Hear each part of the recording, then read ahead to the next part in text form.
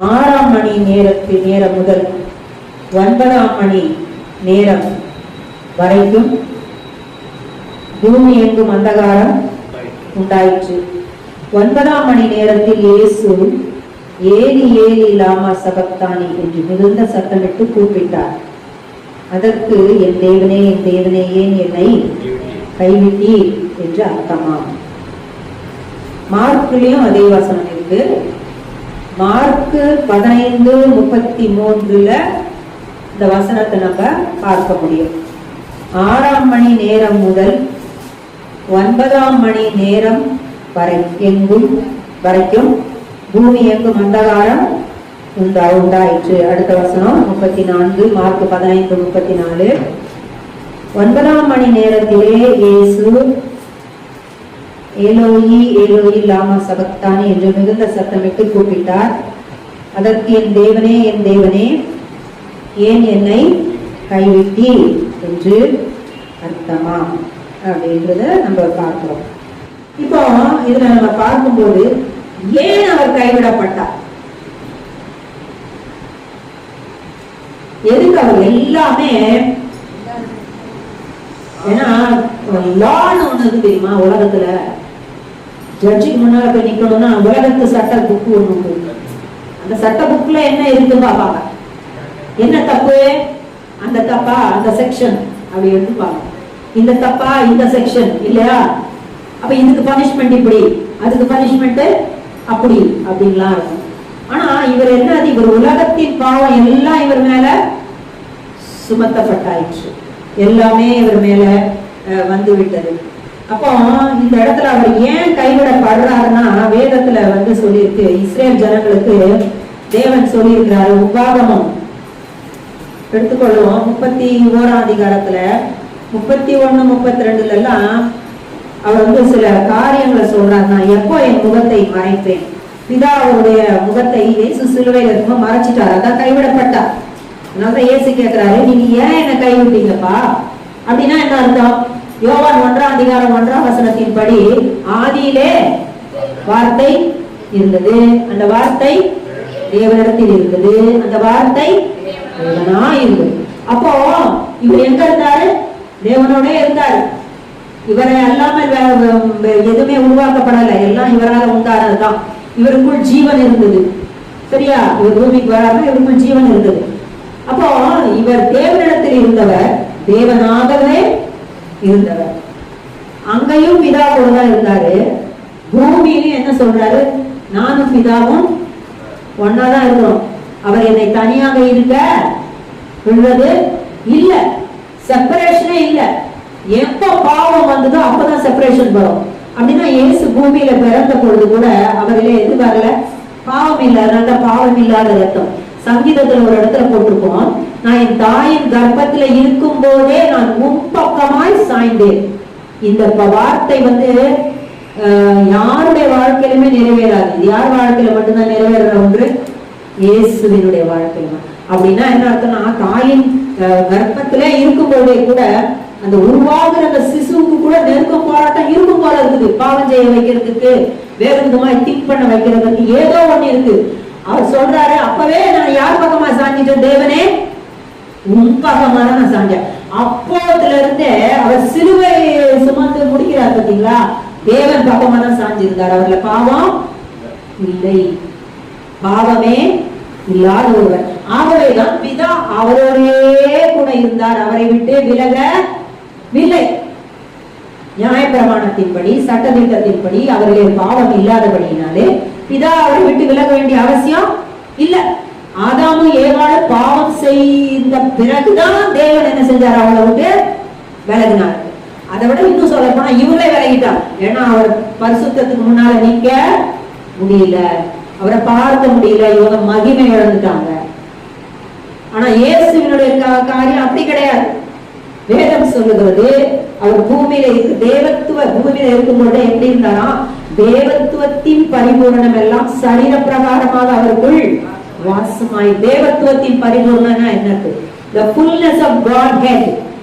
தேவத்துவம் Godhead சொல்றதுல நம்ம என்ன பார்க்கிறோம், ஃபாதர், பிதா, சன், அதான் வேர்ட், குமாரன், ஹோலி ஸ்பிரிட் ஆவியானவர். திரித்துவ தேவன் தான் காட்ஹெட்னு சொல்றோம். இந்த தேவத்துவத்தின் பரிபூர்ணம், இந்த திரித்துவ தேவனுக்குரிய காரியம் பூமியில எந்த மனிதனுக்குள்ளே பரிபூர்ணமா இல்ல. ஆனா யாருக்குள்ள மாத்திரம் இருந்தது? இயேசுக்குள்ள மட்டும்தான். தேவத்துவத்தின் பரிபூர்ணம் எல்லாம் சரீர பிரகாரமாக அவருக்குள் வசமாய். அவர் பூமியில இருக்கும் பொழுது அவரோடு பிதா இருந்தார். அவருக்குள் பரிசுத்த ஆவியானுடைய நிறைவு ரொம்ப சம்பூர்ணமா குடிச்சா. அளவில்லாமல் ஆவியானவரை ஊற்றி விட்டார். அளவே இல்லாம ஊற்றிட்டார். நமக்கு சம்பூர்ணமாய் ஆவியானவர் அருளப்பட்டிருக்கிறார். அவருக்கு அளவில்லாமல் அருளப்பட்டார். அப்படின்னா தேவத்துவத்தினுடைய எல்லாமே அவருக்குள் வாசமாய் இருந்தது சரீர பிரகாரமாக. அப்படின்னா என்ன அர்த்தம்? தேவன் தேவன் தான் ஒரு விதத்துல, இன்னொரு விதத்துல மனிதன், மனுஷகுமாரன். ஆனா எது இல்ல? பிரிவு இல்லை. ஏன்றா பாவம் என்கிற அந்த ஆழம் இல்ல. அது ஒரு பாட்டு ஒண்ணு, இங்கிலீஷ் பாட்டு ஒண்ணு உண்டு. மகா பிளவு நமக்கிடையில், எப்ப எனக்கு தெரியாது, அவர்தான் தெரியும். அதனால மகா பிளவு நமக்கு இடையில இருந்தது பாவம். ஆனா இயேசுவுக்கும் பிதாவுக்கும் இடையில பாவம் கிடையாது. அவங்க பிளவே கிடையாது, ஒன்றாகவே இருந்தார். பரிசுத்தமானவர். இந்த பரிசுத்தமான இந்த தேவன் மேல உலகத்தினுடைய பாவத்தை பிதா என்ன செஞ்சுட்டாரு? சுமத்துகிறார். இவர் ஏற்றுக்கொண்டார். நான் என்ன செஞ்சிடறேன்? சுமந்து தீர்க்கிறேன். ஏன்னா உலகத்துல ஏதோ 2 லட்சம் ஃபைன் கட்டணுமாயா அப்படின்னா, சார் என்கிட்ட காசு இல்லை சார், யாரோ ஒருத்தர் வருவாங்க, சரி 2 லட்சத்தை நான் கட்டிடுறேன். இது சாதாரண காரியம். 1 கோடியை கட்டுறேன்னா கூட சாதாரண காரியம். ஆனா ஜீவனுக்கு ஈடாய் ஜீவனை தந்தார். ஹல்லேலூயா. நாம மறிக்கணும். அந்த மரணத்தை யார் ருசி பார்த்தா? இயேசு ருசி பார்த்தார். எல்லாரும் பாவம் செய்து மகிமையை இழந்தார். எல்லா மனுஷரும் பாவம் செய்து தேவனுடைய மகிமையை இழந்துட்டான். அதனால மனிதன் மறிக்க வேண்டிய இடத்துல இவர் போய் மறிக்கணும். நானும் நீங்களும் மறிக்க வேண்டிய இடத்துல இயேசு மறிக்கிறதுக்கு தன்னை ஒப்பு கொடுத்தாச்சு. அதனாலதான் அந்த சிலுவை எடுத்துக்கிட்டாரு. கெத்செமனே தோட்டத்துல ஒத்துக்கிட்டாரு. ஓகே, இதை பருகுகிறேன்னு சொன்னாரு. இப்ப சிலுவைக்கும் போயிட்டாரு. ஒரு வார்த்தையா பேசுறாரு. கரெக்டா 7 வார்த்தை தான் பேச முடியும் அவர்களுடைய. அவ்வளவு பாடுகள், அடி அடின்னு அடிச்சிருக்கிறாங்க அவரை. நம்ம நினைச்சுப்போம் ஏதோ சாதாரண வார அடின்னு. அந்த வாரம் மட்டும்தான் நம்ம சினிமால பார்த்துட்டு அந்த வாருக்கு பின்னால உலகத்தினுடைய அத்தனை பேயும் இருக்கு. சாத்தான் இருந்தார். உங்களுக்கு தெரியுமா? பிசாசு உங்களோடு கூட போராடினால், ஒருவேளை தேவன் விட்டுட்டாருன்னு வைங்களேன், உங்ககிட்ட போராடி, இப்ப நமக்கு உடம்புல இப்படி ஒரு சின்ன வலி வந்தா நமக்கு தாங்க முடியல இல்லையா? ஏதோ கஷ்டப்படுறோம், நெஞ்சு வலிச்சுன்றோம். இதெல்லாம் விட ஒரு சத்துரு உங்ககிட்ட டைரக்டா உங்க முன்னால வந்து நின்று போராடுன்னு வைங்களேன், கொடுமையா, ரொம்ப கொடுமையா இருக்கும். அது ரொம்ப பயங்கரமா இருக்கும். அப்போ பிசாசு என்ன செய்யறான்? ஆட்டம் போடுறான். மாட்டிக்கிட்டாரு. இத்தனை நாளா என்னால இவரத்தோட முடியல. உலகத்து பாவம் எல்லாம் தான் ஏத்துக்கிட்டாரு. போராடுறான். சும்மா போராடல, பயங்கரமான ஒரு போராட்டம். அதே நேரத்திலே தேவனுடைய கோபாக்கினை அவர் மேல ஊற்றப்பட்டு கொண்டிருக்கிறது. ரெண்டும் நடக்கும். நம்ம மேல ஊற்றப்படதான் அவர் மேல ஊற்றப்பட்டு கொண்டிருக்கிறது. ஊற்றப்படுது. தேவன் பார்க்கிறாரு. இவர் எப்போ அந்த பாத்திரத்தை பானம் பண்ணாரோ அப்பவே எல்லாருடைய பாவமும் அவர் மேல வைக்கப்பட்டாச்சு. இப்ப பார்க்கும்போது அவர் எப்படி இருக்கிறார்? பாவம் ஆய் இருக்கிறார். பாவம் என்கிற ஒன்றா இருக்கிறார். சிங்குலர். பைபிள்ல அது ஒருமையில சொல்லப்பட்டிருக்கு. நம்ம சொல்ற பாவங்கள் செய்தோம் இல்ல. ஆதாம் பாவம் செய்தது போல யாரும் பாவம் செய்யவில்லை. அந்த ஒரு பாவத்தினுடைய பை ப்ராடக்ட்ஸ், அதனால வந்ததுதான் மத்த பாவம். சரிங்களா? அதுதான் அந்த ரூட், அதுதான் அந்த வேறு, அதுதான் காரணம், அதுதான் இதையெல்லாம் பிறப்பித்திருக்கிறது. அந்த பாவம் இந்த பாவத்தெல்லாம் பெற்று போட்டிருக்கு. நம்ம அதை தான் பார்க்கிறோம். ஆனா அந்த பெரிய பாவம் ஒண்ணு ரூட், பயங்கரமான ஒரு வேரோடு கூட இருந்த அந்த பாவம், அதுதான் பயம். அததான் அவர் பிடிங்கி எறிய வேண்டியிருந்தது, அப்படியே தூக்கி வீச வேண்டியிருந்தது. அது போக முடியாது, அது மரணம், அது நித்திய மரணத்துக்குரிய ஒன்றாக இருந்தது. இயேசு தன்மையை ஏற்றுக்கொண்டார். ஆகவே பிதா அவரை பார்க்கும்போது அந்த பாவத்தை தான் பார்க்கிறார். அதுக்கு எதுக்கு? அது நித்திய மரண தண்டனை, அதுக்கு நரகத்துக்கு போகணும். அந்த கோபாக்கினையை அப்படியே விட்டுட்டார், அந்த ஜட்ஜ்மெண்ட் அப்படியே ஊட்டிட்டார். பாவம் உலகத்துக்குள் ஆதாம் மூலமாய் பிரவேசித்த பாவம் நியாயம் தீர்க்கப்பட்டது. அப்ப அந்த சிலுவையில பாவமா இருந்தவர் யாரு? அதுதான் இந்த ஏஎஃப்டி சர்ச் அவர் சாம்பி சொல்லுவார். Is the is not sins but is the bundle of sin. ஒரு பண்டில் தான், ஆனா அது பண்டில் எல்லாம் சேர்ந்து ஒண்ணுன்னு சொல்றாங்க. என்ன பொறுத்த வரைக்கும் அந்த ரூட் அதுதான் பெருசு, அது வேரோட குடுங்கி எரிஞ்சாகும். அது இருக்கக்கூடாது, ஆதாமினுடைய இந்த பாவம் இருக்கக்கூடாது. அது மூலம் வந்த மற்ற காரியம் எல்லாம் இருக்குது, அது இருக்கக்கூடாது, எதுவுமே இருக்கக்கூடாது, எடுத்து போடும்படியாக வந்தார். அதனாலதான் சாத்தானின் கிரியைகளை அழிக்கும்படிக்கே தேவகுமாரன் பூமிக்கே வந்தார். அவன் கிரியை அவன் தொடங்கினான், ஒரு விதை போட்டான், அது முளைச்சுது, அது பெரிய மரம் போல ஆயிடுச்சு.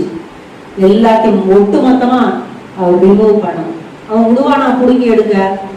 அவனும் விட மாட்டான். அதே நேரத்துல அதற்கான பனிஷ்மெண்டை தேவன் ஊற்றிட்டான். இனிமே இன்னொரு ஜட்ஜ்மெண்ட், பாவத்துக்கு ஜட்ஜ்மெண்ட் இனி கிடையாது, அந்த ஜட்ஜ்மெண்ட் கிடையாது. இயேசு ஏற்றுக்கொண்ட ஜட்ஜ்மெண்ட் இனி கிடையாது. இப்போ பாவமாவே அப்படி அவர் பார்க்கும்போது வார்த்தையானவரா தெரியல, தன்னுடைய குமாரனா தெரியல. இவர் என்னுடைய நேச குமாரன், இவர் மேல் பிரியமா இருக்கிறேன், இவர் சொல்றபடி எல்லாம் செய்யுங்கன்னு வானத்துல இருந்து அடிக்கடி ஒரு சத்தம் வந்தது. பிதா பேசிட்டே இருக்காரு.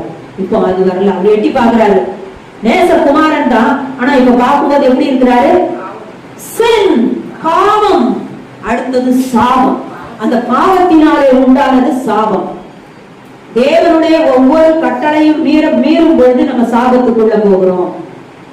எங்கெங்கெல்லாம் நியாயப்பிரமாணம் மீறப்படுகிறதோ அது பாவம், அது சாபம். அதனாலதான் யோவான் 5ஆம் அதிகாரத்துல இருக்கும், நியாய 3லயோ 5லயோ இருக்கும், நியாயப்பிரமாணத்தை மீற எல்லாமே என்ன ஆயுது?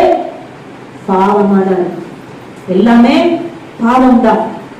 பாவத்துக்கானதுதான் சாபம். பாவமும் சாபமும் இருக்கு. இயேசு பாவத்தையும் சாபத்தையும் சிலுவையில சுமந்து முடிச்சிட்டாரு. இப்ப பிதா அவரை பார்க்கிறாரு, அவர் நேசகுமாரனா தெரியவில்லை, ஆனா அவர் பாவகுமாரனா தெரியும், பாவமா தெரிகிறார், பயங்கரமா தெரிகிறார், தண்டனைக்குரியவராக தெரிகிறார். ஆனா உடுப்புல இருக்கிற அவர்ல பாவம் இல்லை, ஆனா நம்ம பாவம்லாம் அவர் மேல சுமந்து அப்படியே அப்படி மூடி நிற்கிறார். அவர் அப்படியே இந்த கோபாக்கினைய ஊற்றார்.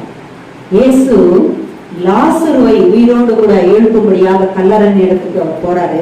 அது ரொம்ப அந்த சாப்டர்ல ரொம்ப அழகா இருக்கும். அதுல ஏற்கனவே அதை பிரசங்கம் பண்ணிருக்கேன்னா, யோவான் 11ஆம் அதிகாரத்தை நம்ம எடுத்துக்கொள்வோம். அதுல பார்த்தோம்னா 40 இருந்து வாசிக்கிறேன். அவர் மார்த்தாட்ட பார்த்து சொல்றாருல, நீ விசுவாசிச்சா தேவனுடைய மகிமையை காண்பாய்ன்னு சொல்றாரு. 41 அப்பொழுது அதாவது இயேசு அவளை நோக்கி, நீ விசுவாசித்தால் தேவனுடைய மகிமையை காண்பாய் என்று நான் உனக்கு சொல்லவில்லையா என்றார். அப்பொழுது மரித்தவன் வைக்கப்பட்ட இடத்தில் இருந்த கல்லை எடுத்து போட்டார்கள். இயேசு தம்முடைய கண்களை ஏறெடுத்து, பிதாவே, நீர் எனக்கு செவி கொடுத்தபடியினால் உம்மை ஸ்தோத்தரிக்கிறேன். கல்லெல்லாம் எடுத்து போட்டாங்க. இவர் என்ன சொல்லிட்டாரு? நீர் எனக்கு செவி கொடுக்க போறதற்காய்னு சொல்லல, நீர் எனக்கு செவி கொடுத்த படியினால் ஸ்தோத்தரிக்கிறேன். இவர் போய் அவன் எழுப்பதான் வந்திருக்காரு, பிதாவுக்கு தெரியும், அது பிதாவுடைய சித்தமாவும் இருக்குது. ஆனா சத்தமோடு ஜெபிக்கிறார், பிதாவே, நீர் எனக்கு செவி கொடுத்தபடினால ஸ்தோத்திரம்னு சொல்லிட்டார். சொல்லிட்டு நீ எப்போதும் எனக்கு செவி கொடு அப்படின்னா, ஒரு இன்ஸ்டன்ட்ல கூட, ஒரு சிறு விஷயத்துல கூட பிதா அவருக்கு செவி கொடுக்காம இல்லவே இல்லை. அந்த அளவுக்கு பிதாவும் அவருடைய நேசகுமாரனாகிய இயேசு கிறிஸ்துவும் ஒன்றாயிருந்தார்கள். ஹல்லேலூயா, ஹல்லேலூயா. இயேசு எதை கேட்டாலும் பிதா செய்தார். அப்ப இதுல இருந்து என்ன தெரியுது? இயேசுவினுடைய எல்லா ஜெபங்களுக்கும் பிதா பதில் அளித்தார். அப்ப இப்போ ஒரு bundle of sin, பாவமாக சிலுவையிலே இயேசு தொங்குறார், சாபமாக சிலுவையிலே இயேசு தொங்குறார். பிதா பார்க்கிறார், எல்லாமே தெரியுது. ஆதாமினுடைய பாவம் தெரியுது, உலகத்தில் இருக்க அத்தனை பாவமும் அவர் கண்ணுக்கு தெரியுது. ஆனா இயேசு தெரியவில்லை. யார் தெரியவில்லை? இயேசு தெரியவில்லை. கூக்குரல் போடுறாரு, கேட்கவில்லை. பிதா பாவத்தை பார்க்காத சுத்த கண்ணன். அதனால சிலுவையில அவர் ஏறினாரு, கடக்கிறாரு இல்ல, பனிஷ்மெண்ட ஊற்றிட்டாரு, முகத்தை திருப்பிட்டார், வேற பக்கம் திருப்பிட்டார். பூமியிலே தேவனுடைய கோபாக்கினை ஊற்றப்பட்டபடியினாலே, இயேசுவின் மேல் ஊற்றப்பட்டபடியினாலே சிருஷ்டிப்புகளால் அதை தாங்கிக் கொள்ள முடியவில்லை. எல்லாம் இருண்டு போயிற்று. ஏன் இருந்ததுன்னா, வேதம் சொல்லுதுதான், வானத்திலே அடையாளத்தை காட்டுவேன், இவைகள் மூலமாய் உங்களோடு கூட பேசுவேன், இது ஒரு சைன் போர்டு மாதிரி இதை உபயோகப்படுத்துவேன் என்று ஆதியாகமம் 1ஆம் அதிகாரத்திலே தேவன் இவைகளை நாட்களுக்காக, காலங்களுக்காக, அடையாளங்களுக்காக அதை வைத்திருக்கிறார் என்று இருக்கிறது. தேவன் அதை உபயோகப்படுத்தினார். ஹல்லேலூயா, ஹல்லேலூயா. அதை அவர் உபயோகப்படுத்தினார். அவைகளால் பார்க்க முடியவில்லை, அவைகளால் பார்க்க முடியவில்லை. அவைகளுக்கு தெரியும் இவர் தேவன். சூரியனை சிருஷ்டித்தவர் அங்கு தொங்குகிறார், சந்திரனை சிருஷ்டித்தவர் தொங்குகிறார், நட்சத்திரங்களை சிருஷ்டித்தவர் தொங்குகிறார், மனிதரை சிருஷ்டித்தவர் மனிதனுக்காக கல்வாரி சிலுவையிலே மனிதனுடைய பாவங்களுக்காக பனிஷ்மெண்டை ஏற்றுக்கிட்டு பிதாவுக்கு முன்பாக தொங்கிக் கொண்டிருக்கிறார். இப்போ இதுலதான் அவர் கேட்கிறாரு, என்ன சொல்றாரு? என் தேவனே, என் தேவனே, ஏன் என்னை யாப்பா? எப்பவுமே நாங்க கேட்கிற எல்லாம் எனக்கு செஞ்சீங்களே, ஆனா இப்ப என்ன கைவிட்டுட்டீங்களே, ஏன் என்ன கைவிட்டீங்க அப்படின்னு சொல்லிட்டு அவர் கேட்கிறாரு. இப்ப நம்ம பார்த்தோம்னா, உபாகமம் 31ஆம் அதிகாரத்தை எடுத்தா நம்ம வாசிச்சோம்னா, 31:16 வசனம் வாசிக்கிறேன். மோசே மரிக்க போறாரு. அதுக்கு முன்பாக சில காரியங்களை தேவன் அவருக்கு செய்ததுக்கு சொல்லி கொடுத்தாரு. தேவன் இதுவரைக்கும் சொல்லி கொடுத்த எல்லாமே உபாகமம் புஸ்தகத்துல எழுதப்பட்டிருக்கு. ஒரு பாடலையும் கற்றுக் கொடுக்கிறார், தேவன் தான் கொடுக்கிறாரு. இந்த பாடம் இஸ்ரேல் ஜனங்கள் சொல்றாரு. அந்த பாட்டு தான் மோசேயின் பாட்டு. அது பரலோகத்துல இன்னைக்கு பாடப்பட்டு கொண்டு இருக்கிறது. இந்த பாட்டு என்னன்னா, பாட்டு இல்ல, என்ன வார்த்தைன்னு பார்ப்போம். உபாகமம், அதாவது டியூட்ரானமி 31:16. கர்த்தர் மோசேயை நோக்கி, நீ உன் பிதாக்களோட படுத்துக் கொள்ள போகிறாய், அப்படின்னா நீ மரிக்க போகிறாய். இந்த ஜனங்கள் எழும்பி, இன்னும் இவங்க எதுக்குள்ள போற? கானானுக்குள்ள போல. ஆனா கானானுக்கு பக்கத்துல வந்தாச்சு. இவர் சொல்ற, இந்த ஜனங்கள் எழும்பி தாங்கள் போயிருக்கும் தேசத்தில் உள்ள அந்நிய தேவர்களை சோழ மார்க்கமாய் பின்பற்றி என்னை விட்டு தங்களுடனே நான் பண்ணின உடன்படிக்கையை மீறுவார்கள். சோ முதல்ல எதை மீறுவாங்க? போற இடத்துல உடன்படிக்கை மீறுவாங்க. சொல்ற அவரை பிரத்யேகமா பார்த்தாங்க பாருங்க. மேகஸ்தம்பம், அக்னி ஸ்தம்பம், கண்மலையில இருந்து தண்ணி வருது, கண்மலையில பேசினாலும் தண்ணி வருது, அதை மீறி அடிச்சாரு, அப்பவும் தண்ணி வந்தது. மாறாவின் தண்ணீரை மதுரமாக மாற்றினார். பார்த்தாங்க. வானத்திலிருந்து தேவதூதர்கள் சாப்பிடுகிற மன்னா பொழிந்தது, சாப்பிட்டாங்க. எல்லாம் நடந்தது. ஆனா முறுமுறுத்தார்கள், பாவம் செய்தார்கள். மேக ஸ்தம்பம், அக்னி ஸ்தம்பத்தை பார்த்துட்டே பாவம் செஞ்சாங்க. இயேசுவை பார்த்துட்டு பாவம் செய்ய முடியுமா? முடியும். அப்படி ஏன்னா எல்லாமே இருதய சம்பந்தப்பட்டது. நான் இருதயத்திலே பாவத்துக்கு இடம் கொடுத்தா அது அப்படி நடக்கும். இயேசுவை பார்த்தேன், இல்லைன்னா வேற இன்னும் நிறைய வாழ்க்கையில பெரிய அற்புதத்தை செஞ்சிட்டாரு, இன்னும் நிறைய விஷயங்கள் நம்முடைய வாழ்க்கையில இருக்கும்.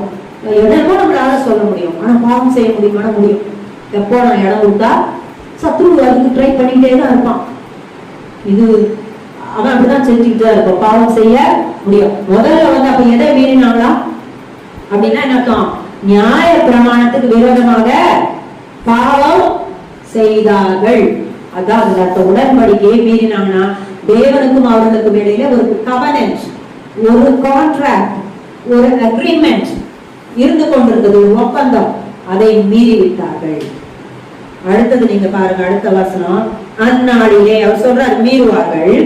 அதே மாதிரி மீறிட்டாங்க. நியாயாதிபதிகளின் புக்கு நீங்க வாசிச்சீங்கன்னா 1ஆம் அதிகாரம் 2ஆம் அதிகாரத்தை பார்க்கலாம்.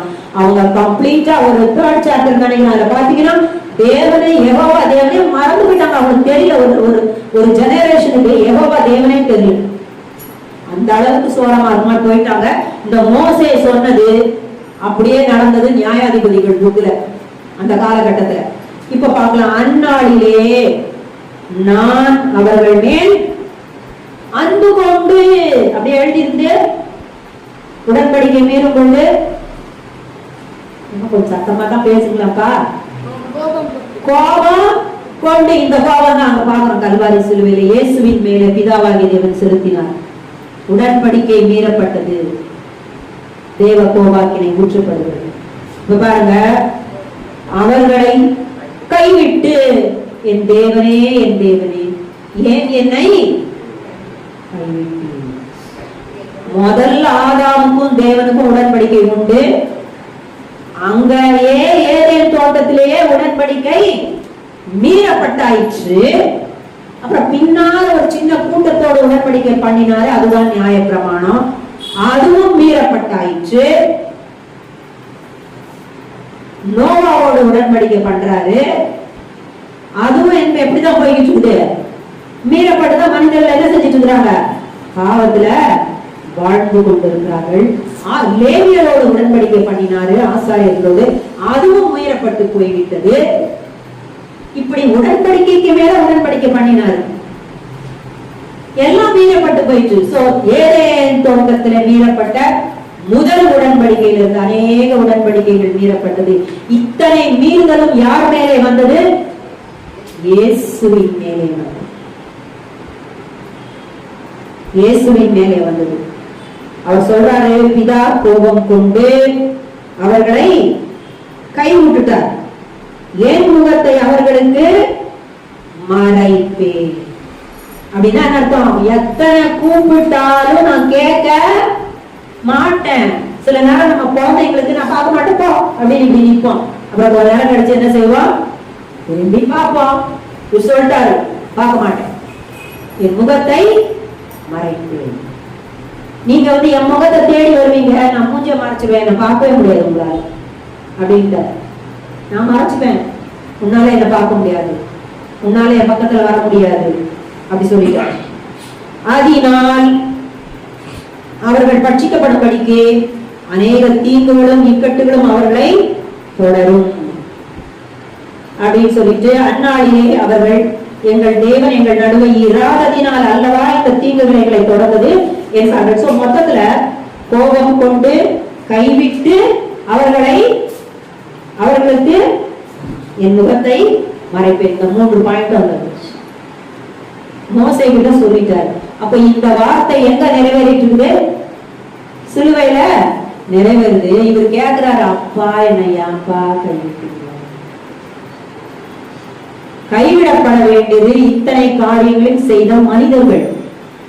ஆனால் கைவிடப்பட்டவரோ இவர்களுடைய பாவங்களை ஏற்றுக்கொண்ட தேவனுடைய குமாரனாகிய ஆபிரகாமின் குமாரன், மனுஷ குமாரனாகிய நம்முடைய இரட்சகராகிய ஆண்டவராகிய இயேசு கிறிஸ்து. நம்முடைய இரட்சகராகிய ஆண்டவராகிய இயேசு கிறிஸ்து. கைவிடப்பட வேண்டியது யாரு? மனிதர்கள். ஆனா கைவிடப்பட்டவரோ வார்த்தையானவராக இருந்த பின்பு மாம்சத்திலே வந்த தேவாதி தேவன் இயேசு கிறிஸ்து கைவிடப்பட்டார். அவர் கேட்கிறாரு, என்னை ஏன் கைவிட்டீங்க? எல்லாரும் இதுக்கு முன்ன ஏன் அந்த இடத்துல வருதுன்னா, அதுக்கு முன்னால எழுதியிருக்கோம். எல்லாரும் சொல்றாங்களாம், நீ சிலுவையில இருந்து இறங்கி உன்னை ரட்சித்துக்கோ, நீ இப்படி பண்ணுவ அப்படி பண்ணுவேன்னு சொன்னிய, ஏன் உன்னால சிலுவையில இருந்து இறங்கி உன்னால ரட்சித்துக்க முடியலையா? ஏன்னா கொஞ்ச நாளைக்கு முன்னாடி லாசரு உயிரோடு எழுப்பியிருக்காரு, நிறைய அற்புதம் செஞ்சிருக்காரு, உலகம் பார்த்து அவரை சிரித்தது. ஏன்னா சிலுவையிலே மரத்திலே தொங்குற எவனும் சமைக்க பட்டவனுக்கு நியாய பிரமாணத்துல இருக்குது. இதெல்லாம் தெரிஞ்சு வச்சுக்கிட்டு இவங்க இஷ்டத்துக்கு பேசுறாங்க. அவரை இயேசு அவங்கள ஒண்ணும் சொல்லல. ஆனா பிதாட்ட கேட்டார், ஏன் என்ன கைவிட்டீங்க? அவங்களுக்கும் பாடம் தெரியறதுக்குதான். ஏன்னா எப்போ அவங்க கைவிடப்படுவாங்கன்னா, இந்த மாதிரி எல்லாம் செய்யும் போதெல்லாம் தேவன் அவர்களை, இஸ்ரவேல் ஜனங்களை, தேவனுடைய பிள்ளைகளை கைவிடுவாருன்னு தான் அதோட அர்த்தம். அப்போ இயேசு ரத்தம் சிந்துறதுக்கு முன்னால இதுதான் ரூல். கைவிட்டுருவாரு, முகத்தை மறைச்சிருவாரு. அதுதான் அதுல போட்டிருக்கு. இதே போல அதே உபாகமம் 31:18 அடுத்த ஒண்ணு உடன்படிக்கை மீறுதல். சரியா? தொடக்கத்துல இருந்து ஆதாம் டைம்ல இருந்தே உடன்படிக்கை மீறாச்சு. அப்புறம் ஆதாமுடைய பாவத்தினுடைய பை ப்ராடக்ட்ஸ், அதனால உண்டான நிறைய பாவங்கள் பூமியில இருக்கு, நிறைய இருக்குது. இது அப்படின்னு சொல்றதுக்குலாம் இல்லை, என்னென்னமோ இருக்குது, கண்ட குப்பையும் இருக்குது.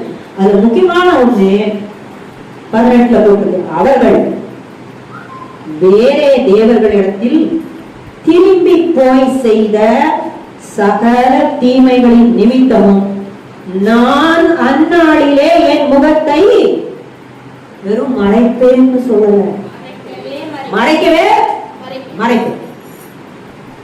முதல்லையாவது மறைப்பேன், இப்போ மறைக்கவே. எங்க போனான்? எங்க போனான்? வேற தேவர்களுக்கு. இவர்தான் தேவன் தெரியும், தெரிஞ்சிட்ட பிறகு வேற இடத்துல போய் நின்றுட்டு இருந்தா மறைக்கவே. இது யார் மேல வந்தது? இஸ்ரேல் ஜனங்கள். நியாயாதிபதிகளின் புக்குல போய் பாருங்க, யெகோவான ஒரு தேவன் இருந்தாரு. ஆபிரகாமின் தேவன், ஈசாக்கின் தேவன், யாக்கோபின் தேவன் தெரியல. ஒரு ஜெனரேஷனுக்கு, ஒரு சந்ததிக்கு தெரியவே இல்லை, சுத்தமா தெரியல. அப்புறம் தான் இவர் தன்னை இன்ட்ரோடியூஸ் பண்ணிட்டு திரும்பி உள்ள வராரு.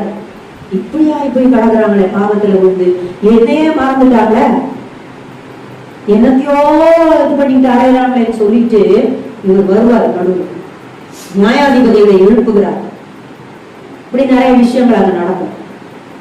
அப்போ இதற்காக அவருடைய இயேசு சிலுவையிலே என்ன செய்யப்பட்டார்? கைவிடப்பட்டார். அவர் கூப்பிடும் பொழுது தேவன் அவருக்கு பதில் கொடுக்கவில்லை. அந்யோன்யமா இருந்த பிதாவும் குமாரனுக்கும் இடையிலே நம்முடைய பாவத்தினுடைய அந்த பனிஷ்மெண்ட் வந்தது. அவர் செவி கொடுக்கவில்லை. அடுத்தது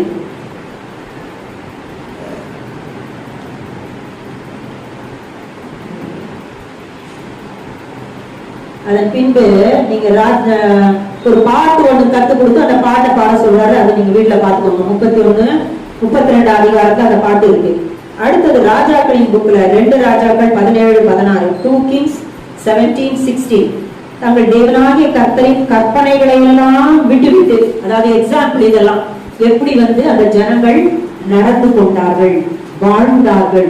குறிப்பாக ராஜாக்களின் காலங்களிலே என்ன நடந்தது அப்படின்னு பார்க்கும்போது, தேவனாகிய கர்த்தரின் கற்பனைகள் அப்படின்னு அர்த்தம். நியாயப்பிரமாணத்துல சொல்லப்பட்ட 10 கட்டளை, அதுக்கப்புறம் நிறைய கற்பனைகள் இருக்கு இல்லையா? இந்த கற்பனைகளை எல்லாம் விட்டுவிட்டு 2 கன்று குட்டிகளாகிய வார்ப்பித்த விக்கிரகங்களை தங்களுக்கு உண்டாக்கி, எதை உண்டாக்குனாங்களா? கண்ணுக்குட்டி செஞ்சு விக்கிரகத்தை உண்டாக்கி, விக்கிரக தோப்புகளை நாட்டி. விக்கிரகம் ஒண்ணு, விக்கிரக தோப்பு அது என்ன? விக்கிரகம் சொல்லும் போது நான் நினைக்கிறேன் இது இந்த பால் சொல்றாங்கல்ல, பாபால், அந்த மாதிரி சம்பந்தப்பட்டாங்க. அது கண்டுகுட்டி போட்டுருக்கு. அடுத்தது தோப்புன்னு சொல்லும் போது அந்த காலத்துல என்ன பண்ணாங்க, தொடக்கத்துல ஜீவ விருட்சத்தின் கனியை இவங்க எடுத்துக்காம போயிட்டாங்க இல்லையா. அவர் ஜீவ விருட்சத்து கனியை புசிச்சு இவங்க ஒரே இதாயிடக்கூடாதுன்னு சொல்லி போகக்கூடாதுன்னு சொல்லிட்டாருல. உடனே ஒரு நாளடைவுல கொஞ்ச நாளையில அதுக்கு இணையான ஒன்றை மரத்துல உண்டாக்குனாங்க. அதை இவங்க வர்ஷிப் பண்ண ஆரம்பிக்கிறாங்க. ஃபர்ஸ்ட் எதுக்குன்னா எங்களுக்கு நித்திய ஜீவன் வேணும், அதற்கு அடையாளமாக இதுன்னு சொல்லி அங்கங்க இந்த தோப்பு விக்கிரகம் வச்சு வராங்க. இவங்களே எதையோ ஒண்ணு அப்படி உண்டாக்கி வணங்குறாங்க. லேட்டர் அதை வேறு விதமாக மாத்திட்டாங்க. அப்படியே காலங்கள் போக போக போக அந்த ஒண்ணு இப்படி தோன்றின ஒண்ணுக்கு அப்புறம் பின்னால வேற அசிங்கசிங்கமாலாம் அதுக்கு வந்துருச்சு. பின்னால சிலதெல்லாம் நம்மளால சொல்ல முடியல. அந்த மாதிரி அதெல்லாம் மாத்திக்கிட்டாங்க. அதுகிட்ட வந்தா என்ன கிடைக்கும்? குழந்தை வரும் அப்படி அந்த மாதிரி எல்லாம் மாத்தி போட்டார்கள். சொல்றாரு, விக்கிரக தோப்புகளை நாட்டி வானத்தின் சேனைகளை எல்லாம் பணிந்து கொண்டு, வானத்தின் சேனை சூரியன், சந்திரன், நட்சத்திரங்கள், வேற ஏதாவது இருந்ததுன்னா எல்லாம் எல்லாத்தையும் பணிந்து கொண்டு பாகாலை சேவித்தார்கள். அதான் பாகாலை சேவித்தார்கள். இஸ்ரேல் ஜனங்களா இப்படி செஞ்சாங்க. மேக ஸ்தம்பம் எங்கே? அக்கினி ஸ்தம்பம் எங்கே? வானத்து மன்னா எங்கே? மாறாவின் தண்ணீர் மதுரமானது என்னாச்சு? அவ்வளவுதான், எல்லாம் போச்சு. யுகாவாதேவனை விட்டுட்டாங்க. அவங்க கூடவே வழி நடத்திட்டு வந்தாரு. செங்கடலை பிளந்தார், மறந்துட்டாங்க. யோர்தானை பிளந்தார், மறந்துட்டாங்க. எல்லாத்தையும் மறந்துட்டாங்க. ஒரு இடத்துல போட்டு இவர்கள் என்னை மறந்தாங்கன்னே சொல்லிட்டாரு. மறந்தே போயிட்டான். அப்ப நமக்கு மறக்குமா? யார் மறக்கடிக்கிறார் மாதிரி? அதுக்கு பதிலா ஒரு சப்ஸ்டியூட்டா எதையாவது ஒண்ணு பிசாசு கொண்டு வச்சிடறோம். வச்சுட்டோம்னா புத்தி அதுவே போயிடும். இது காரணம் என்ன தெரியுமா? எதுனாலும் ஒருத்தனுக்கு உடனே கிடைக்கணும். நான் தெய்வத்துக்கு போனோம்னா எனக்கு என்ன செய்யணும்? இப்படி ஒருத்தன் இப்படியே நிற்கும் போது பிசாசு உதாரண மண்டையில போறோம். அங்க போய் கேட்டு பாரு, இங்க போய் சொல்லி பாரு. போனோம்னா இவனே கொடுக்க வைப்பான். இது வரைக்கும் தடுத்துருப்பான். அங்க போனோம்னா கிடைக்கிற மாதிரி பண்ணிடுவான். அவ்வளவு ஷோ முடிஞ்சிருச்சு. இவங்க அப்படியே சரண்டர் ஆயிடுறாங்க. அப்படியே போயிடுறாங்க பின்னாடி. இத்தனைக்கும் பனிஷ்மெண்ட் யார் மேல வந்தது? ஆண்டவராகிய இயேசு கிறிஸ்துவின் மேலே வந்தது. அதான் பாகாலை சேவித்தார்கள். அது மாத்திரம் இல்ல, இன்னொரு காடு, அது அஷீரா நினைக்கிறேன் அது பேர். பின்னால அதெல்லாம் வரும். ஆனா மொத்தத்துல தோப்பேத் அப்படின்னு ஒரு இடத்தை உண்டாக்கி அவர்கள் அதே 2 ராஜாக்கள் 17 அடுத்த வசனம், தங்கள் குமாரரையும் தங்கள் குமாரத்திகளையும் தண்ணீரில் நடக்க பண்ணினார்கள். அப்படியே அதுக்கு தீ கடக்க பண்ணினார்கள். தீ மேல பிள்ளைகளை நடந்து போக சொன்னாங்க.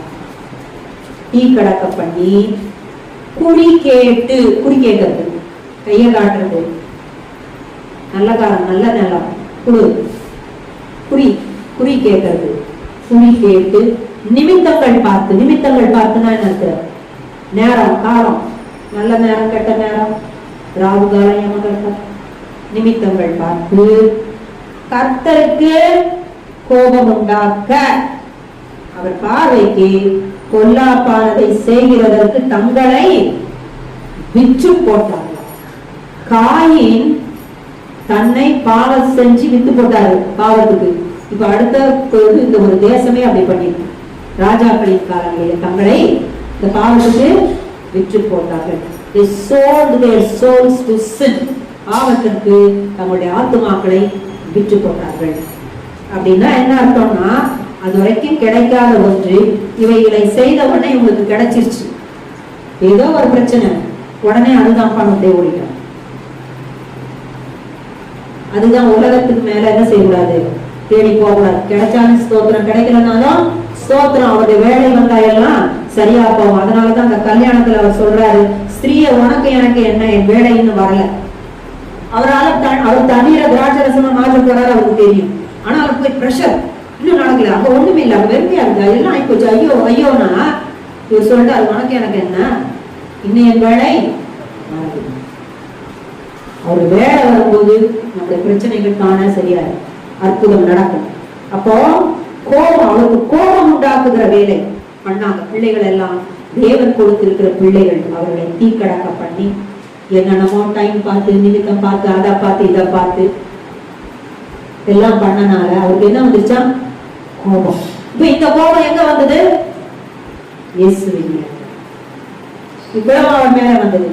அடுத்த வசனம், ஆகையால் கர்த்தர் இஸ்ரவேலின் மேல் மிகவும் கோபம் அடைந்து, அவருக்கு ரொம்ப கோபம் உண்டாகிச்சு. இதெல்லாம் அவர்களை தம்முடைய முகத்தை விட்டு அகற்றினார். அப்படின்னா என்ன அர்த்தம்? விரோதிகள் நெபுகாத்நேச்சார் போன்றவர்கள் எல்லாம் தேசத்தில் அனுமதிக்கிறார்கள். அவங்க தீக்கிரையாக்குறாங்க, அநேகரை அடிமைகளாக்கி என்ன செய்யறாங்க?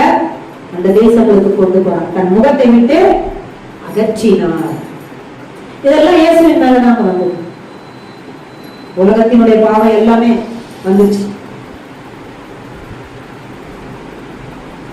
ஆகையால் கர்த்தர் இஸ்ரவேல் சந்ததியார் எல்லாரையும் புறக்கணித்து அவர்களை தமது முகத்தை விட்டு தள்ளுமட்டாக ஒடுங்கி, எல்லாம் ஒரு முகத்தை விட்டு நீங்கிருங்க, தள்ளுமட்டா ஒடுக்கிட்டார். எழுதுக்கவே முடியாததை ஒடுக்கி விட்டார். அதெல்லாம் சாதாரண பனிஷ்மெண்ட். அப்போ இயேசு சிலுவையில நிரந்தரமான ஃபைனல் பனிஷ்மெண்ட் அவர் எடுத்துட்டார், வாங்கிட்டார். அப்ப அது எவ்வளவு கொடுமையா இருக்கும்? எவ்வளவு கொடுமையா இருக்கும்?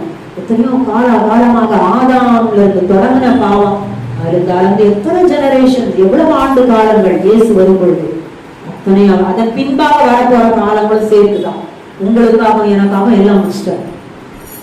ஏன்னா தேவனுடைய முன்னறிவின்படி பின்னால வரப்போற சந்ததிகள் எப்படி இருக்கும் அவருக்கு தெரியும். எல்லாவற்றையும் சுமந்து கேட்டுட்டார். ஒரு இடத்துல போட்டிருந்தது அவருடைய the shed blood of Jesus Christ எப்படி இருந்ததுன்னா, it was more than sufficient. தேவைக்கும் அதிகமாகவே பிதாவுக்கிட்ட செலுத்திட்டார். அதிகமாகவே செலுத்திட்டார், குறைவா செய்யல. தேவைப்படுற அளவுக்கும் அதிகமாகவே செலுத்திட்டார். அதனாலதான் நமக்கு எதுவுமே நிலுவையில் ஒன்றும் இல்லை. nothing is in due, it's all paid in full. முழுசா பே பண்ணி நமக்காக செலுத்த வேண்டியதை செலுத்தி முடிச்சுட்டாரு. சரி, அடுத்தது மனாசே 2 ராஜாக்கள் 24:3 மனாசே ஒரு ராஜா இருக்கிறான். அவனை குறிச்சு சொல்லிட்டு நீங்க பாருங்க, நமக்கெல்லாம் பாவ மன்னிப்பு கிடைச்சுன்னா எவ்வளவு பாக்கியம், எவ்வளவு பாக்கியம் தெரியுமா? சும்மா பாவ மன்னிப்பு பெற்றுக்கிறோம்னா சாதாரண ஒரு காரியம் கிடையாது. 2 ராஜாக்கள் 24:3-4 மனாசே தன் எல்லா செய்கைகளினாலும் செய்த பாவங்களின் நிமித்தம் யூதாவை தமது சமூகத்தை விட்டு அகற்றும்படி கர்த்தருடைய கட்டளையினால் அப்படி நடந்தது. அவர் சொல்றதா முகத்தை மறைக்கிறாருங்கிறதா ஓடிப்போங்கன்றார். அவன் சிந்தின குற்றமற்ற ரத்தத்திற்காகவும் கொலைகள், ஆபேலின் கொலை குற்றம் இல்லாத ரத்தம் தொடக்கத்துல, சரியா சரியா ஆபேலின் கொலை செஞ்சு காயினை வச்சு சாத்தான கொலை செஞ்சான். ஆனா காயின் தான் கொலைகாரன் தான், சரியா? அப்ப இந்த குற்றமற்ற ரத்தத்திற்காகவும் எருசலேமை குற்றமற்ற ரத்தத்தால், அப்படின்னா அவன் நிறைய கொண்டு இருக்கிறான். நல்ல ஜனங்களை, குற்றம் இல்லாதவங்க எல்லாம் கொண்டு இருக்கிறான், அநியாயக்காரனா இருந்திருக்கிறான். இந்த மனாசே நிரப்பினதற்காகவும் கர்த்தர் மன்னிக்க சித்தம் கொண்டார். அப்படியா இருக்கு? அது நல்லா ரவுண்ட் பாவத்தை மன்னிக்க சித்தம் கொண்டார். அதனாலதான் குமாரனையே அனுப்பிட்டார். யோவான் ஸ்நானன் சொல்லுகிறார், இயேசு ஞான ஸ்நானம் எடுக்க வருகிறார். அப்போ அவர் சொல்றாரு, இதோ உலகத்தின் பாவத்தை சுமந்து தீர்க்கிற தேவா, எனக்கு பாவ மன்னிப்பு கிடைக்கும்படியாக உலகத்தின் பாவத்தை சுமந்து தீர்க்கிற தேவாட்டி. பைபிள்ல ஒரு மனுஷனுக்கு மன்னிக்க கர்த்தருக்கு சித்தம் இல்லைன்றது யார் பேர் எழுதி வச்சிருக்குது? மனாசே. அப்ப நீங்க இப்ப சொல்லி பாருங்க, ஐயோ என்னை மன்னிக்க நீ சித்தம் கொண்டீரே, தப்பித்தேன், உழைத்துக் கொண்டேன். கிருபை கிருபை கிருபை கிருபை கிருபை, அன்பு அன்பு அன்பு அன்பு அன்பு, தேவ அன்பு தேவ அன்பு. பகுதி இல்லாத நமக்காக தன்னுடைய சொந்த குமாரனை கொடுத்தார். குற்றம் இல்லாதவர் கொடுத்தார், பாவம் இல்லாதவர் கொடுத்தார். இங்க ஒருத்தன் குற்றம் இல்லாத ரத்தத்தை சிந்துறானா, எருசலேமை அதனால நிரப்பினானா. ஆகவே அவனுடைய பாவத்தை மன்னிக்க தேவன் சித்தம் இல்லாது இருந்தார். அவர் விருப்பம் கிடையாது பாவத்தை மன்னிக்க. ஆனா இயேசு பிரதான ஆசாரியன் ஜெபம் பண்றார் சிலுவையில. எப்படி கேட்கிறாரு? பிதாவே இவர்களுக்கு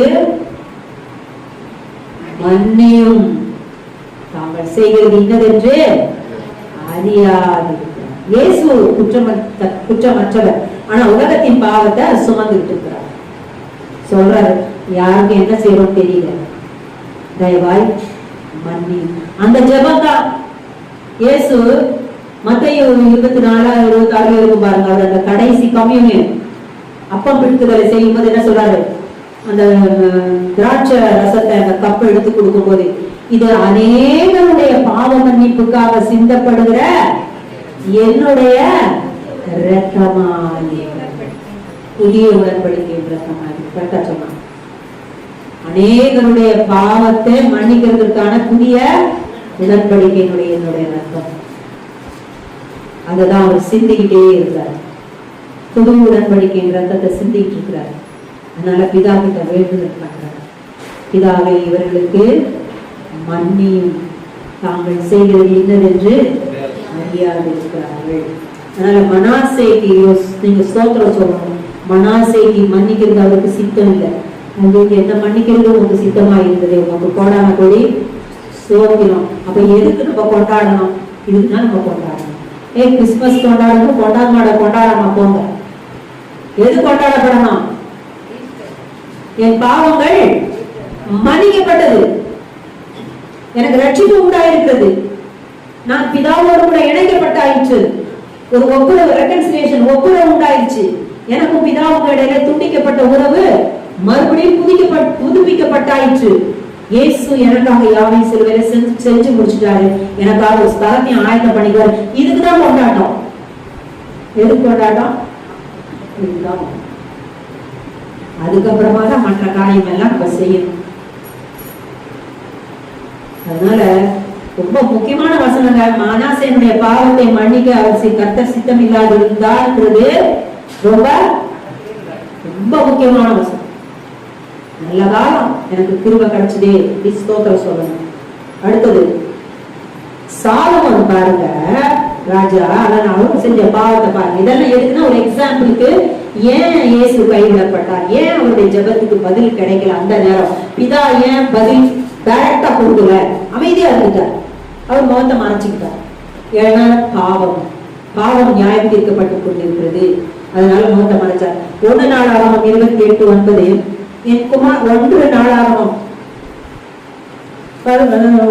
ஃபர்ஸ்ட் கிரானிக்கல்ஸ் 28:9, என் குமாரனாகிய சாலமோனே, நீ உன் பிதாவின் தேவனை அறிந்து அவரை உத்தம இருதயத்தோடும் உற்சாக மனதோடும் சேவி.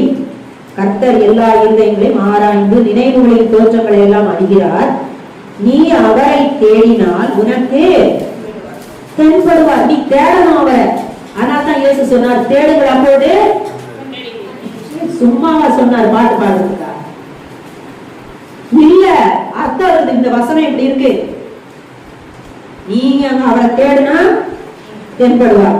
நீ அவரை விட்டுவிட்டால் அவர் உன்னை என்றைக்கும் கைவிடுவார். இயேசுவோ சிலுவையிலே கைவிடப்பட்டவராக காணப்பட்டார். ஏன்? தேவனை தேடவில்லை. தேவனை தேடல.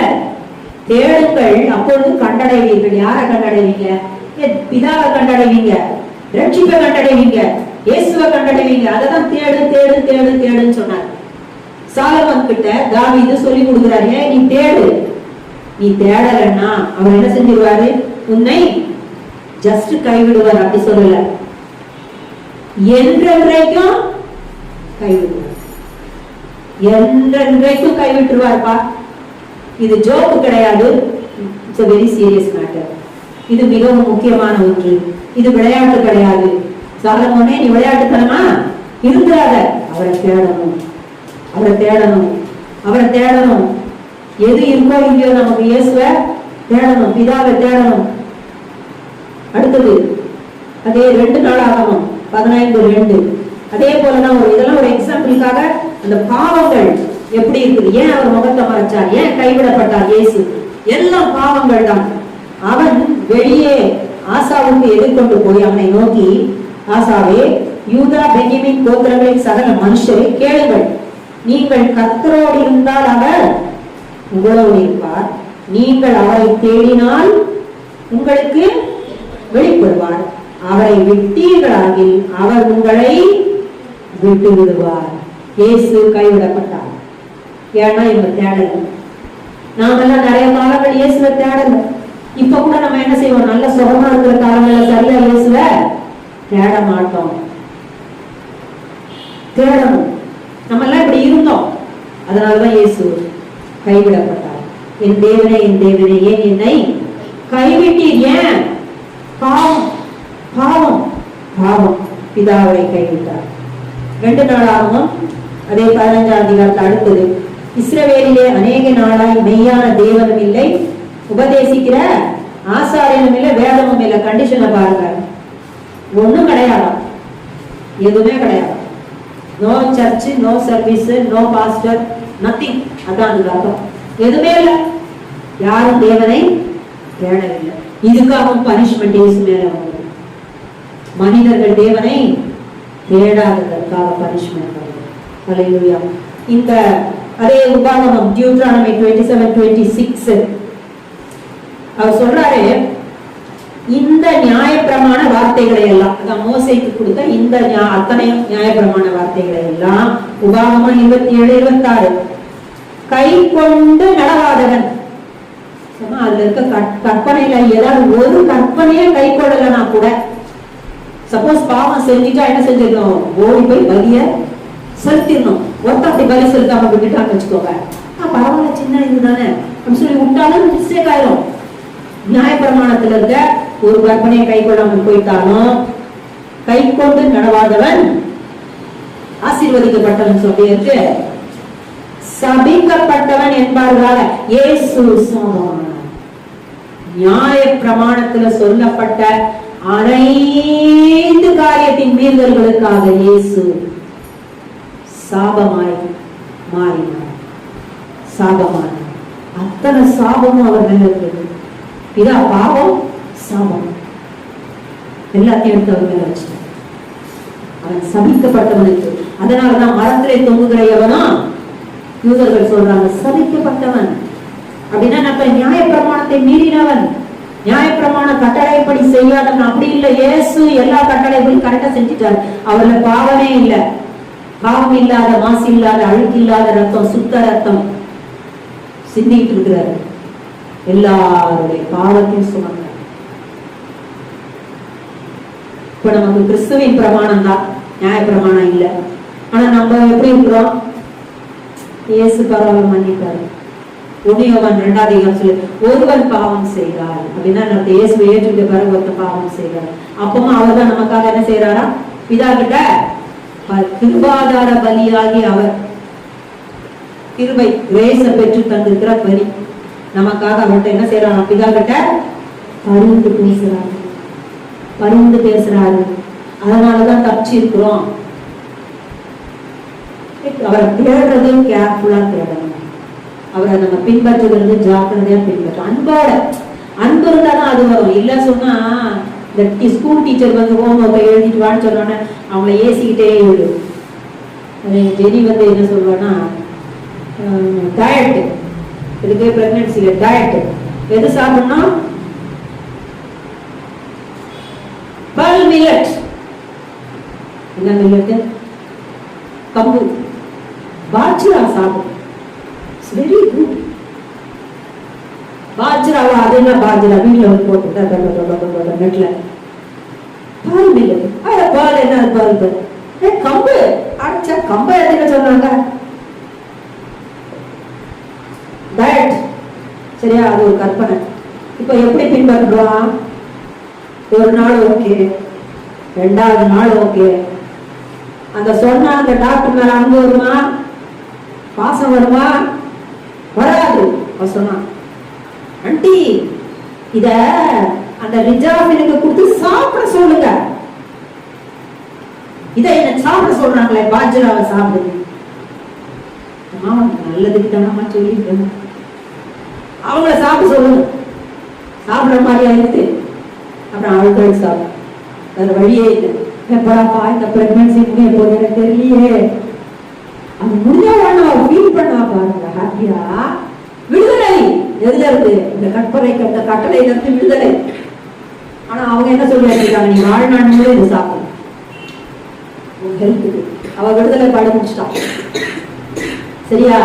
அப்போ அன்போடு ஒரு கற்பனையை கை கொள்ளும் போது அது கடினமா இருக்காது, அதை விரும்பி செய்யும் போது கடினமா இருக்காது. அது விருப்பம் இல்லாம இருக்கும் போது இந்த பாஜ்ரா பாய்சனாக தெரியும், எப்படி தெரியும்? முள்ளாக தெரியும், குத்ரா மாதிரி தெரியும்.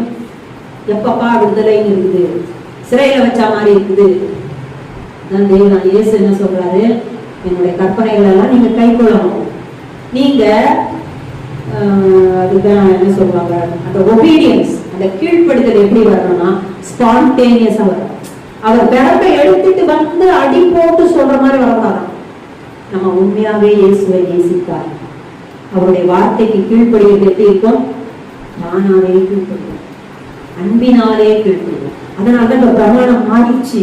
பழைய ஏற்பாட்டு காலத்துல உபாத்தியன் டீச்சர் மாதிரி நியாயப்பிரமாணம் டப்பு டப்பு டப்பு டப்புன்னு அடிச்சுக்கிட்டே இருப்பாங்க.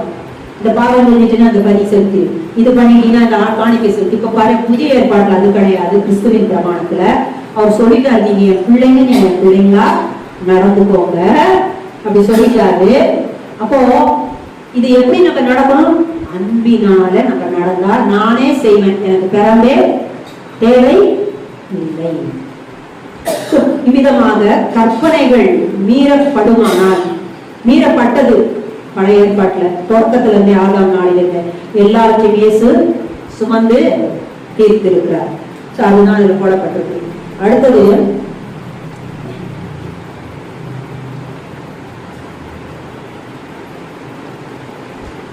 இன்னொன்னு 2 Corinthians 5:21 நான் வேகமா சொல்றேன். நாம் அவருக்குள் தேவனுடைய நீதி ஆகும்படிக்கு பாவம் அறியாத அவரை நமக்காக, பாவம், அவருக்கு பாவம்னா என்னன்னே தெரியாது. பாவம்னா என்னன்னே தெரியும். அப்படிப்பட்ட அவரை நமக்காக பாவம் ஆக்கினார். சிலுவையில அந்த பாவத்தினுடைய உருவம் போல அவர் கிடக்காரு பார்க்கறதுக்கு, சரிங்களா? அதனாலதான் அது நமக்கு சொல்லப்பட்டிருக்கிறது. அதோட ஏசாயா 53:5 பாருங்க, பிதா என்ன செஞ்சாரு அவர் மேல, அதாவது 53:10 கர்த்தரோ அவரை நொறுக்க சித்தமாகி அவரை பாடுகளுக்கு உட்படுத்தினார். யார் அவரை நொறுக்க சித்தமானா? கர்த்தரோ, பிதாவாகிய தேவனோ அவரை நொறுக்க சித்தமாகி அவரை பாடுகளுக்கு உட்படுத்தினார். அவர் என்ன செஞ்சாரா, அவருடைய ஆத்மா தன்னை குற்ற நிவாரண பலியாக ஒப்பு கொடுக்கும் போது ஒப்பு கொடுத்துட்டாரு. அது மற்ற காரியம் அதுல சொல்லப்பட்டது. இதே 53:5 நம்முடைய மீறுதல்களின் நிமித்தம் அவர் காயப்பட்டு. யாருடைய மீறுதல்? நம்ம சொல்லக்கூடாது இஸ்ரேல் ஜனங்களுடைய மீறுதல், ஆதாமுடைய மீறுதல், ஏவாளுடைய மீறுதல், எங்க அம்மா மீறுதல், எங்க அப்பா மீறுதல், எங்க தாத்தா கூட்டன் மீறுதல், அப்படிலாம் இல்ல. நம்ம எல்லாருடைய மீறுதல், நம்முடைய மீறுதலுடைய நிமித்தம் அவர் காயப்பட்டு, நம்முடைய அக்கிரமங்களின் நிமித்தம் அவர் நொறுக்கப்பட்டார். நமக்கு சமாதானத்தை உண்டு பண்ணும் ஆக்கினை. யாரோட சமாதானம்? பிதாவோடு சமாதானத்தை உண்டு பண்ணும். ஏன்னா பிதா முகத்தை திருப்பிட்டார, பிதாவை நம்ம பார்க்கணும். கர்த்தர் உண்மையில் தன் முகத்தை பிரகாசிக்க பண்ணீங்கம்மா. உங்க சர்ச்சில் சொல்ற ஆசீர்வாதம் சொல்லி பார்க்கலாம். எனக்கு பத்தியா யோசிக்க பிரதர், நீங்க சொல்லுங்க. தெரியல பத்தீங்களா? அதான் பழைய ஏற்பாடுல ஏன் அதை சொன்னாங்கன்னா, கோபம் செஞ்சுட்டு அவர் என்ன செஞ்சிருவார்? முகத்தை மறைச்சிருவார். அதனாலதான் அவர் தம்முடைய முகத்தை உங்கள் மேல பிரகாசிக்க பண்ணி, அப்புறம் இருக்க கடவர். அவர் முகத்தை திருப்பிட்டாருன்னா உன்னால தாங்க முடியாது. பெரிதா ஆசீர்வாதம். இப்ப அந்த ஆசீர்வாதம் தேவையில்லை. எஸ், அது முடிஞ்சு போச்சு பழைய ஏற்பாட்டுல. இப்போ பிதா குமாரன் பரிசுத்த ஆவியின் நாமத்தினாலே ஆசீர்வாதம் சொன்னாலே போதும். அல்லேலூயா. ஏற்கனவே நம்ம மேல முகத்தை பிரகாசிப்பிச்சு எல்லாம் முடிச்சுட்டாரு. அவருடைய கிறிஸ்துவின் முகத்தில் உள்ள அறிவாகிய ஒளி நம்ம மேலே பிரகாசிக்கும்படி பிதா எப்படி இருக்கிறாரா? நம்முடைய இருதயத்துல ஒளியா வாசமா இருக்கிறார். ஹல்லேலூயா. எவ்வளவு அருமையா அந்த ஒளிக்கு வந்துச்சு பாருங்க. இன்னும் பழைய ஏற்பாடு தான். உங்கள் மேலே பிரகாசிப்பிக்க பண்ணி இல்லைங்க, அது முடிஞ்சு போச்சு. கல்வாரி சிலுவையில எல்லாம் முடித்து விட்டார். இயேசு உயிரோடு எழுப்பி விட்டார். எல்லாம் பிரகாசம் ஆகி நம்மளைய பிரகாசிப்பிக்க பண்ணிட்டாரு. அந்த ஆசீர்வாதம் இப்ப தேவை இல்லை. ஹல்லேலூயா. அவ இதை கேட்டுட்டு இருக்கிறவங்களுக்கு எது தெரியவில்லை?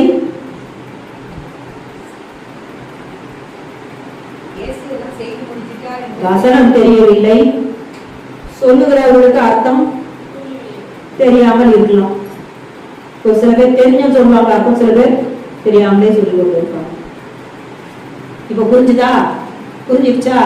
அதான் அந்த ஒளியை வந்து அதனாலதான் இங்க இருந்து படிக்க சமாதானத்தை உண்டு பண்ணும் ஆக்கினை அவர் மேல் வந்தது.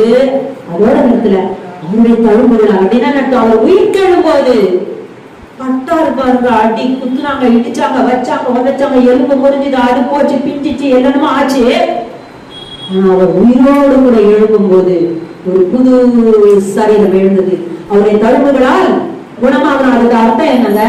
அவருடைய உயிர் தெழுதலினால். ஹல்லேலூயா. அந்த உயிர் தெழுதலின் வல்லமை எனக்குள்ளே கிரியை செய்கிறதினால். அதனாலதான் ரோமர் 8ஆம் அதிகாரத்துல இந்த பியூட்டிஃபுல் வேர்ஸ் இருக்குது. எப்ப அதுல போடு, ரோமர் 8 ரொம்ப முக்கியமான வசனம். அதுதான் கரண்ட் போயிடும்.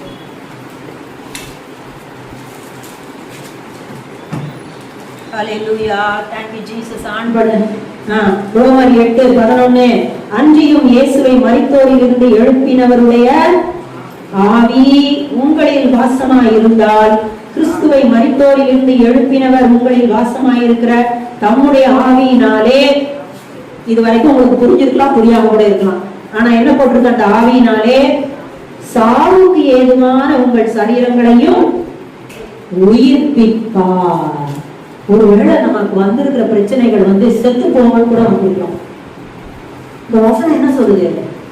சரீரத்தை உயிர்ப்பிப்பாராம். ஏன் செத்துட்டு இருக்கு சரீரம்? உயிர்ப்பிப்பாராம். இந்த வசனத்தை சர்ச்சுக்கு வந்த ஒரு பாஸ்டர் சொன்னாரு. சொல்லி சொல்லி சொல்லியே அவங்க அம்மா வந்து என்ன சாக போறதுன்னு அம்மா பழிச்சுட்டாங்க. ஹார்ட் மோசமான சூழ்நிலையா, அது ரொம்ப கண்டிஷன், பயங்கர மோசமான கண்டிஷன், வாழ வாய்ப்பு இல்லை. இந்த வசனத்தையே சொல்லுவாங்களாம். 3 மாசமா சொல்றாங்க. சாவுக்கு ஏதுவான சரீரத்தை யார் உயிர்ப்பிப்பா? ஆவியானவர் உயிர்ப்பிப்பார், உயிர்ப்பிப்பார், உயிர்ப்பிப்பார். சொல்ல சொல்ல சொல்ல சொல்ல ஹார்ட் ப்ராப்ளம் போய் அவங்க பாட்டுக்கு இப்ப நல்லா இருக்கு. அதனாலதான் அவருடைய தழும்புகளால் குணமாகின்றோம். ஹல்லேலூயா. இது எல்லாத்துக்காகவும் தான் இயேசு சிலுவையிலே கைவிடப்பட்டார். இந்த வசனத்தை ராத்திரியில தூங்காம நான் உட்கார்ந்து வசனம் எடுத்துட்டு இருக்கிறேன். எனக்கு அவ்வளவு இன்பமா இருக்கு. அவருடைய சமூகத்தில் அமர்ந்திருந்து வசனத்தை தியானிக்கிறது எப்படி இருக்குது? இன்பமா இருக்கிறது. அவருடைய வசனம் இயேசு பேசும்போது, பிரசங்கம் பண்ணும்போது ஜனங்கள் 3 நாள் வரைக்கும் சாப்பிடாம கேட்டுட்டு இருந்தாங்க. ஹல்லேலூயா. ஏன் தெரியுமா? அவருடைய வாயிலிருந்து வந்த வார்த்தைகள் ஆவியாயும் ஜீவனாயில் இருந்தது. இப்படித்தான் நம்ம ஒரு இடத்துல போய் மெசேஜ் கேட்கிறோம்னா அந்த வசனங்கள் ஊழியக்காரருடைய வாயிலிருந்து அந்த ஆவியும் ஜீவனுமான அந்த வசனங்கள் வந்து கொண்டிருந்தா, சிஎஸ்ஐலாம் 25 நிமிஷத்துக்கு பெல் அடிக்கிறாங்க. ஆவியாயும் ஜீவனுமாயும் வசனம் இருந்தா எல்லாரும் என்ன செய்ய மாட்டாங்க? 25 நிமிஷம் ஆயிடுச்சுன்னு வாட்ச் பார்க்க மாட்டாங்க. அங்க கிருமி ஒரு கூடிய கத்துறாங்க, ஒரு பெல் டொப்புன்னு ஒன்று தட்டுவாங்க. உடனே பிரசங்கார் வந்து ரெடி ஆயிடணும். 5 மினிட்ஸ்ல குறிப்பிட்டு வந்து இறங்கிடும். சரியா? அப்படி கிடையாது. ஒரு ஊழியக்காரனுடைய வாயிலிருந்து வரக்கூடிய வார்த்தைகள், இயேசு பேசினார்கள், ஆவியாயும் ஜீவனுமாய் இருக்கிற வார்த்தைகள் வெளிப்படுமாயின், அது இயேசு பேசுறாரு, ஆவியானவர் பேசுறாரு, பிதாவாகிய தேவன் பேசுகிறார். நீங்கள் வாட்சை பார்க்க மாட்டீர்கள், கிளாக்க பார்க்க மாட்டீங்க. கிளாக் அந்த இதை அலாம வந்து டச் பண்ணணும் போனா கூட அந்த கை போகாது. மெய் மறந்து அவருடைய சமூகத்துல உட்கார்ந்து அந்த ஜீவனான அந்த வார்த்தைகளை, ஐயோ இன்னும் பேசினா கூட கேட்டுட்டு இருக்கலாம் போல ஏன்னு இருக்கும். ஜீவ தண்ணீரை வயிற்றுக்குள்ள ஊத்திக்கிட்டே இருக்காரு. பசியே எடுக்காது. ஹல்லேலூயா. இந்த அனுபவம் நமக்கு வேணும். அவருடைய வார்த்தைகள் ஆவியாயும் ஜீவனாயும். இப்படிப்பட்ட வார்த்தைகள் பேசப்படும் போது கேட்கும் போது இந்த ஆவியும் ஜீவனமா இருக்கிற இந்த வார்த்தைகள் கேட்கிற உங்களை எல்லாருடைய சரீரங்களை உயிர்ப்பிக்கிறதா இருக்கிறது. உங்களுடைய ஆவியை உற்சாகப்படுத்தி பலப்படுத்துகிறதாக இருக்கிறது. உங்களுடைய பிரச்சனைகளையும் கட்டுகளையும் அறுக்கிறதாக இருக்கிறது. உங்களுக்கு தொந்தரவு கொடுக்கிற அந்தகார சக்திகளை நிர்மலமாக்கி அழிக்கிறதாக இருக்கிறது. அவன் தோற்று ஓடி போவான். இந்த வசனத்தோட போலாம். வெளியே போகும்போது சாத்தான் ரெடியா இருப்பான். ஆவியும் ஜீவனமா இருக்கிற வசனத்தை கேட்டுட்டு வந்திருக்கிறாங்க. பாரு எந்த நிலத்துல உழுந்தது, நல்ல நிலத்துல உழுந்துக்கா, விசுவாசி கேட்டாங்களா, விசுவாசிக்காம அதைதான் பார்ப்பான். விசுவாசிக்கிறியா, எப்படி தூக்கிடு, அப்படியே விசுவாசிங்க, அவருடைய தழுவுகளா குணமாக. ஹல்லேலூயா. அந்த ரோமர் 8ஆம் அதிகாரத்துல சொல்லப்பட்டபடி நம்முடைய வசனங்களை அறிக்கை பண்ணிக்கிட்டே இருங்க. கண்ணுல பிரச்சனை, ஹார்ட்ல பிரச்சனை, கால்ல பிரச்சனை, மூக்குல பிரச்சனை, அது எங்கேயாவது எதாவது இருந்துட்டு போத உயிர்ப்பிக்கிறவர் நம்மளோட கூட, செத்ததெல்லாம் உயிர்ப்பிக்கிறவர் நம்மளோட கூட இருக்கிறார். ஹல்லேலூயா, ஹல்லேலூயா. நீங்களும் நானும் கைவிடப்படாமல் இவ்விதமாக காக்கப்படும்படியாக, ரட்சிக்கப்படும்படியாக, பிதாவண்டையிலே போய் சேரும்படியாக இயேசு உங்களுக்காகவும் எனக்காகவும் பிதாவினாலே கைவிடப்பட்டார். இனி நம்ம கைவிடப்படுகிறதே இல்லை. ரகசிய வருகை வரும்போது கைவிடப்பட மாட்டோம். இயேசு நம்மளை கைவிட மாட்டார். எடுத்துக்கொள்ளப்படுவோம். ஒரு இமை பொழுதிலே நம்ம மறுரூபம் ஆகிவிடுவோம். தேவன் அன்னைக்கு போயிடுவோம். ஹல்லேலூயா. ஜெபம் செய்வோம். எங்களை நேசிக்கிறவரே, எங்களோடு கூட பேசின தெய்வமே, உமக்கு நன்றி. உங்களுடைய வார்த்தைகள் இயேசுவே ஆவியாயும் ஜீவனாயும் இருக்கிறது. எங்களுடைய சரீரங்களை சாவுக்கு ஏதுவான எங்களுடைய சரீரங்களை உயிர்ப்பிக்கிற ஆவியானவரே, உமக்கு நன்றி. இந்த நாளிலும் எங்களோடு கூட நீர் இடைப்பட்டு இருக்கிற பேசியிருப்பீர். இன்றைக்கு கூட உங்களுடைய இந்த வார்த்தைகளை ஒவ்வொருவரையும் உயிர்ப்பித்திருப்பதற்காக ஸ்தோத்திரம். நடக்காது என்கிற காரியங்களை எங்களுக்கு நன்மைகளை நடப்பித்து தருவதற்காக ஸ்தோத்திரம். அவைகளை தடை பண்ணுகிற ஆவிகளை நிர்மலமாக்கி இருப்பதற்காக ஸ்தோத்திரம். எங்களை ஜெயத்தோடு கூட பலத்தோடு கூட நீர் முன்னேறி போக கிருபை செய்கிறதற்காக பரிசுத்த ஆவியானவரே உமக்கு நன்றி. இவ்விதமாக உங்களுடைய குமாரனை கொண்டு எங்களுக்கு ஜெயத்தை கட்டளையிட்டு இருக்கிற பிதாவாகிய தேவனே, உங்களுடைய பாதத்திலே விழுந்து ஆழ்த்தி வணங்கி பணிந்து கொள்ளுகிறோம். ஹல்லேலூயா, ஹல்லேலூயா, ஹல்லேலூயா. தொடர்ந்து அப்பா நீரை காத்துக்கொள்ளும். இந்த வசனங்களை பிசாசு எடுத்துக்கொண்டு போகாதபடிக்கு இது நல்ல நேரத்தில் விட்ட விதையா இருக்கட்டும். இது மறக்கவே கூடாது. இந்த வசனம், இந்த வார்த்தைகள் தகப்பனே ஒவ்வொருவரை பலப்படுத்தும், பலப்படுத்தும், பலப்படுத்தும். ஆசீர்வதிக்கிறதற்காக ஸ்தோத்திரம். விடுதலை கொடுத்திருப்பதற்காக ஸ்தோத்திரம். இயேசுவின் நாமத்தில் ஜெபிக்கிறோம் பரிசுத்த பிதாவே, ஆமென்.